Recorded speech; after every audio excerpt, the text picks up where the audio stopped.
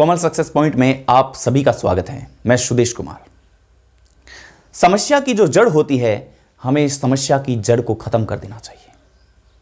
हम समस्या से घिरे होते हैं, तब हम छोटे छोटे प्रयास करते हैं और यह बताने की कोशिश करते हैं कि समस्या मिट चुकी है, लेकिन वापस वो समस्या घूम करके हमारे इर्द गिर्द आती है, हमारे पास आती है, लेकिन हम उसे समझ ही नहीं पाते। आज एक कहानी से इसको डिकोड करना चाहूंगा। एक इंसान का घर था और उसके घर की दीवार के बाहर एक पेड़ था। जो पेड़ उसे परेशान करता था, उसकी टहनियां बार बार उसकी दीवार के बाहर आ जाती थी, अंदर आ जाती थी, जिससे उसके घर में काफी प्रॉब्लम्स होती थी। वो बार बार उस टहनी को काटता, वो बार बार उग जाती, बार बार आ जाती। वो इससे बहुत परेशान हो चुका था। अंत में एक दिन उसके गुरु आते हैं, कोई गुरुजी आते हैं, वो बैठते हैं और वो उसके इंसान के चेहरे पर एक सिकन देखते हैं, समस्या देखते हैं। वो इससे पूछते हैं कि पुत्र क्या हुआ, बताइए मुझे। वो कहता है कि नहीं, कुछ नहीं। तो गुरु के आग्रह करने पर वो बताता है कि ये समस्या है। तो गुरु जाकर पेड़ को देखता है, दीवार को देखता है और उसके घर के आंगन को देखता है। तो वो कहता है कि ये तो बहुत छोटी समस्या है, ये तो चुटकियों में हल हो जाएगी, लेकिन इसके लिए तुम्हें एक काम करना पड़ेगा, थोड़ा सा इंतजार करना पड़ेगा। वो जाकर के रूम में बैठते हैं और कहते हैं कि पंखा चलाइए। जब वो पंखा चलाते हैं, वो इंसान गुरु के पास आके बैठ जाता है। तो उसको बोलते हैं कि अब आप यहीं बैठे इस पंखे को बंद करके बताओ, स्विच को ऑन ऑफ नहीं करोगे।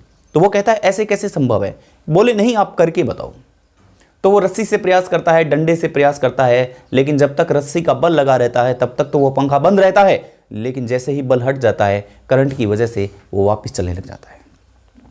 वो कहता है कि गुरु, ये तो बहुत ही असंभव काम है, जब तक स्विच को ऑफ नहीं किया जाएगा तब तक ये बंद नहीं होगा। बस यही कारण था कि गुरु को यही चाहिए था। गुरु ने कहा कि आओ बेटा, अब मैं तुम्हें बताता हूँ। तुम बार बार इस टहनी को काटते हो, ये तुम्हारे घर के आंगन को परेशान करता है, जहाँ पे तुम रोटी बनाते हो वहाँ उस जगह को परेशान करता है। तुम इससे परेशान हो, मैं समझ सकता हूँ, परेशान हो कि झाड़ी वाला अगर कोई पेड़ पौधा हो तो उसमें कांटे भी होते हैं, तो बहुत परेशान हो तुम टहनी को काटते हो। क्यों न इस पेड़ को ही काट दो, क्यों न इस पेड़ को ही काट दो और इस पेड़ की जगह तुम दूसरा पेड़ अपने घर के आंगन के बाहर लगाओ, थोड़ा दूर लगाओ।